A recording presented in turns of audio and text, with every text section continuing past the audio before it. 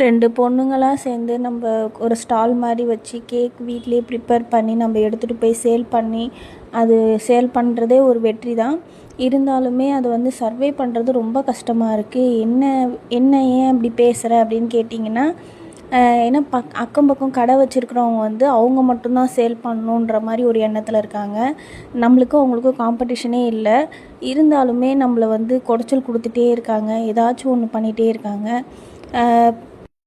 1 week முன்னாடி தான் ஒரு பக்கத்தில் ஒரு டீ கடைக்கு வந்து சொல்லி கொடுத்து அந்த மாதிரி அவங்க வந்து போலீஸ் ஸ்டேஷனில் சொல்லி அவங்க வந்து எங்களை இங்கே கடை போட வேணான்னு சொல்லிட்டாங்க.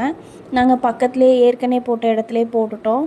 இப்போ அந்த இடத்துலையே இன்னொருத்தர் வந்து இப்போ எங்களுக்கு இடம் விடாமல் பிரச்சனை பண்ணுறாங்க. நாங்கள் ஆல்ரெடி 3 மந்த்தாக போட்டுட்ருக்கோம்.